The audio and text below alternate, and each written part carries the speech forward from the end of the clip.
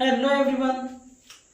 पिछले वीडियो में हम लोग chapter breathing and exchange of gases के कुछ टॉपिक को डिस्कस कर चुके थे, जैसे ब्रीदिंग क्या है, रेस्पायरेशन क्या है और डिफरेंट एनिमल में उनके रिस्पायरेटरी ऑर्गन क्या क्या है। और कुछ डिस्कस हुआ था ह्यूमन रिस्पायरेटरी सिस्टम के एपिग्लॉटिस के बारे में और लैरिंक्स के बारे में। एपिग्लॉटिस क्या है? Thin elastic cartilaginous flake like structure called epiglottis. ये क्या करता था, किसी भी चीज को निगलते समय ये ग्लोटिस को क्या करता है, कवर कर लेता है और उस पार्टिकल को लैरिंक्स में जाने के लिए प्रिवेंट करता है। लैरिंक्स की भी बात हो चुकी थी। ट्रेकिया की बात करनी है। ट्रेकिया क्या होता है? Trachea straight tube like structure होता है। Trachea straight tube like structure होता है। इसकी लंबाई की बात करें तो ये 10 से 12 सेंटीमीटर लंबा हो सकता है। यह नेक रीजन से मिड थोरेसिक कैविटी तक तो स्ट्रेट जाएगा, but fifth thoracic vertebrae level पर यह क्या करेगा, डिवाइड कर जाएगा। किसमें? राइट प्राइमरी ब्रोंकाई और लेफ्ट प्राइमरी ब्रोंकाई में। फिर से देखो, नेक रीजन से मिड थोरेसिक कैविटी तक तो ये स्ट्रेट रहेगा, बट फिफ्थ थोरेसिक वर्टिब्री के लेवल पर क्या करेगा, ये डिवाइड कर जाएगा। किसमें? राइट प्राइमरी ब्रोंकाई में और लेफ्ट प्राइमरी ब्रोंकाई में। फिर ब्रोंकस क्या करेंगे, बार बार डिवीजन करके सेकेंडरी ब्रोंकाई, टर्सरी ब्रोंकाई और ब्रोंकियोल को बनाएंगे। ये ब्रोंकस ये क्या किया है, बार बार डिवाइड करके प्राइमरी ब्रोंकाई तो पहले था, सेकेंडरी ब्रोंकाई, टर्सरी ब्रोंकाई और ब्रोंकियोल में क्या कर लिया, ये डिवाइड कर लिया है। ये इसके कार्टिलेजिनस रिंग के बारे में बात करें तो ये trachea, primary bronchi, secondary bronchi, tertiary bronchi और इनिशियल ब्रोंकियोल को सपोर्ट करता है। कौन कौन से? Trachea, primary bronchi, secondary bronchi और टर्सरी ब्रोंकाई। और क्या? Initial bronchiole. कार्टिलेजिनस रिंग किसको सपोर्ट करता है? ट्रेकिया को, प्राइमरी, सेकेंडरी, टर्सरी ब्रोंकाई को और इनिशियल ब्रोंकियोल को। इसका काम क्या होता है, ये कोलैप्स नहीं होने देता है इन स्ट्रक्चर को। तो कहें ये ट्रेकिया कैसा है, नॉन कोलैप्सिबल है। इसके अगर जो एपिथेलियम की बात करें तो ये pseudo stratified ciliated columnar epithelium रखता है। कैसा? Pseudo stratified columnar ciliated epithelium रखता है। ट्रेकिया के अगर जो कार्टिलेज की बात करें तो ये किस कार्टिलेज का बना है, तो ये हाइलाइन कार्टिलेज का बना है। किस कार्टिलेज का?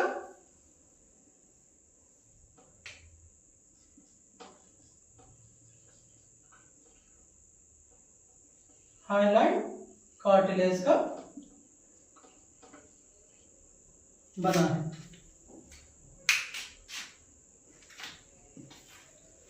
जो कार्टिलेजिनस रिंग थे वो वेंट्रल की तरफ क्या थे, कंप्लीट थे, और डॉर्सल की तरफ क्या थे, इनकम्प्लीट थे। देखो ये इसका क्या है, वेंट्रल साइड है, और इसके पीछे वाला इसका क्या है, डॉर्सल साइड। तो वेंट्रल साइड में क्या होंगे, ये कंप्लीट होंगे, और डॉर्सल साइड में क्या होंगे, इनकम्प्लीट होंगे। सारे पॉइंट देख लीजिए एक बार। Trachea straight tube like structure जो कि 10 से 12 सेंटीमीटर हो सकता है। Extended from neck region up to mid thoracic cavity. कहां से? नेक रीजन से मिड थोरेसिक कैविटी तक ये एक्सटेंड करेगा। डिवाइड कौन से लेवल पे करेगा? फिफ्थ थोरेसिक वर्टिब्री पर ये डिवाइड करेगा और क्या बनाएगा, right and left primary bronchi. फिर ब्रोंकस क्या कर रहा था, बार बार डिवीजन करके सेकेंडरी टर्सरी ब्रोंकाई और ब्रोंकियोल को बनाता था। कार्टिलेजिनस रिंग की बात कर रहे थे तो ये 16 से 20 सी से कार्टिलेजिनस रिंग पाई जाती है, जो कि कंप्लीट होगा कहाँ, वेंट्रल साइड में, और इनकम्प्लीट होगा डॉर्सल साइड में। एपिथेलियम की बात कर रहे थे तो सीडोफाइड, pseudo stratified, columnar, ciliated epithelium. Cartilage की बात कर रहे थे तो ये हाइलाइन कार्टिलेज का बना था। ट्रैकिया की बात हो चुकी है। बात करेंगे हम लोग एल्वेलाई की। यहाँ पर डायग्राम थोड़ा सा छोटा है तो इसे हम थोड़ा सा बड़ा करके बना रहे हैं। यहाँ पर जो टर्मिनल ब्रोंकाई होते हैं, प्रत्येक टर्मिनल ब्रोंकाई क्या करते हैं, कई सारे पतले पतले irregular wall bag like structure बनाते हैं, जिसे हम लोग क्या कहते हैं, एल्वेलाई कहते हैं। देखो टर्मिनल ब्रोंकाई क्या करता है, ढेर सारे क्या कर रहे हैं, इर्रेगुलर वॉल बैग लाइक, ये बैग जैसे दिख रहे हैं ना, बैग लाइक स्ट्रक्चर बनाते हैं, क्या कहते हैं, एल्वेलाई कहते हैं। एल्वेलाई से ये थोड़ी सी डक्ट निकली हुई, इसे क्या कहेंगे, एल्वेलर डक्ट कहेंगे, जो एट्रिया में खुलता है। और बहुत ढेर सारे प्रत्येक एल्वेलाई में क्या पाए जाएंगे, एयर सैक पाए जाएंगे। तो ये मेन साइट है गैसेस एक्सचेंज का। पहली बार गैसेस एक्सचेंज कहाँ होगा, एल्वेलाई में होगा। एल्वेलाई जो है लंग्स की स्ट्रक्चरल और फंक्शनल यूनिट भी है। एल्वेलाई के पास क्या होता है, बहुत ढेर सारे ब्लड कैपिलरीज होती है, इसलिए इसे कहता है हाई वेस्कुलराइज्ड स्ट्रक्चर। दोनों लंग्स की बात करें तो इसमें एल्वेलाई 300 से 350 मिलियन पाए जाएंगे। एल्वेलाई के अगर जो सरफेस एरिया की बात करें तो ये कितने सरफेस एरिया में होंगे, 90 to 100 मीटर स्क्वायर। उनमें से अगर जो रेस्पिरेटरी सरफेस एरिया की बात करें तो 70 मीटर होगा। एल्वेलाई के अगर जो हम एपिथेलियम की बात करें तो इसे नीमोसाइट कहते हैं। नीमोसाइट दो तरीके का होता है, टाइप 1 और टाइप 2। एनसीईआरटी में नहीं दिया है तो इसलिए इसकी अलग वीडियो आपको मिल जाएगी। टाइप 1 टाइप 2 डिटेल में बताएंगे। लंग्स की बात करें तो रेप्टाइल, बर्ड्स, मैमल में रेस्पिरेटरी ऑर्गन लंग्स था। हम लोग पढ़ रहे हैं ह्यूमन रेस्पिरेटरी सिस्टम, तो हम लोग ह्यूमन का लंग्स पढ़ेंगे। अगर जो लंग्स के नंबर की बात करें कि ह्यूमन में कितने लंग पाए जाते हैं तो ये 2 होते हैं, 1 और 2। ये दोनों लंग्स को डबल मेम्ब्रेन के द्वारा कवर होता है। क्या होता है, ये डबल मेम्ब्रेन के द्वारा कवर होता है। उसे क्या कहते हैं, प्लूरा कहते हैं या प्लूरल मेम्ब्रेन कहते हैं।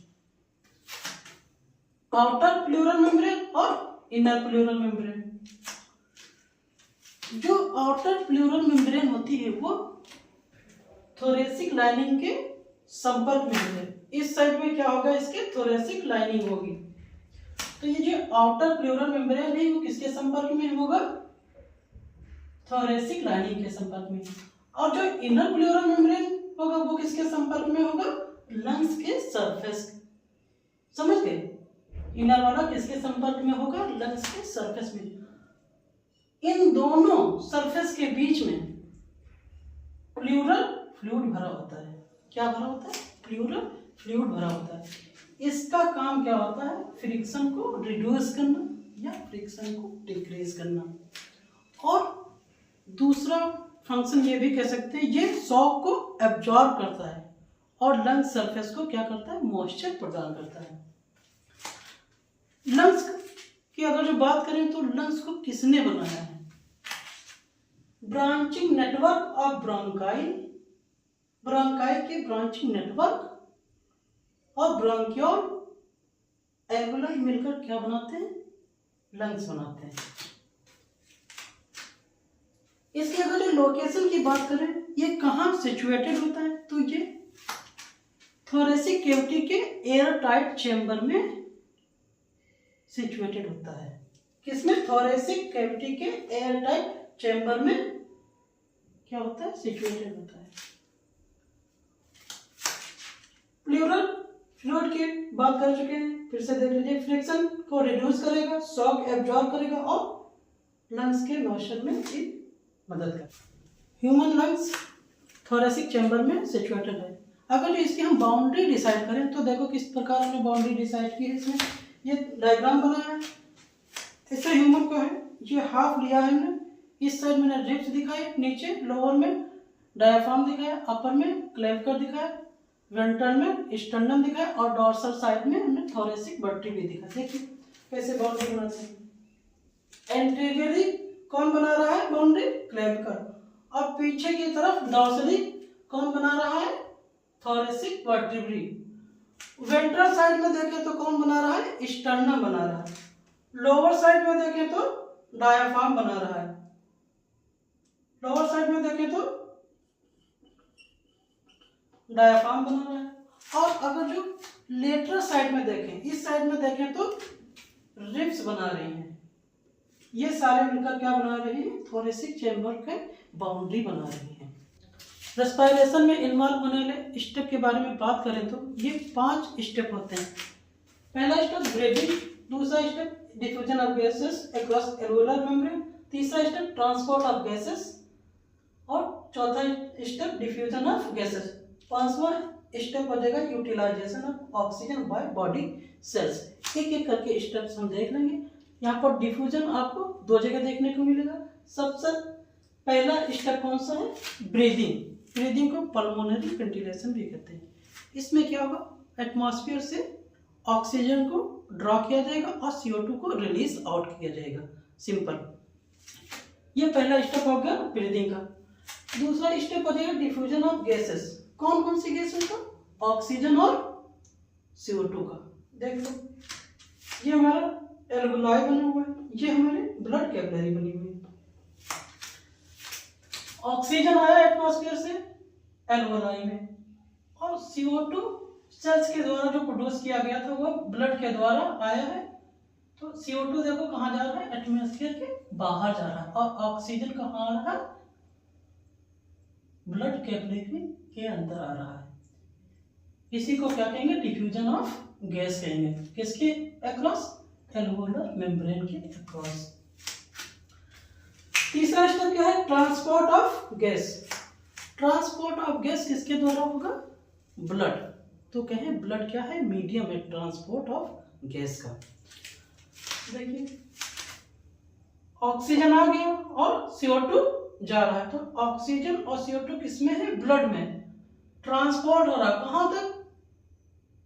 एल्वोलाई से बॉडी टिश्यू से और टिश्यू से बॉडी टिश्यू से एल्वोलाई तक क्या हो रहा है? ट्रांसपोर्ट हो रहा है। तो तीसरा स्टेप क्या हो गया? ट्रांसपोर्ट ऑफ गैसेस ब्लड कहां से?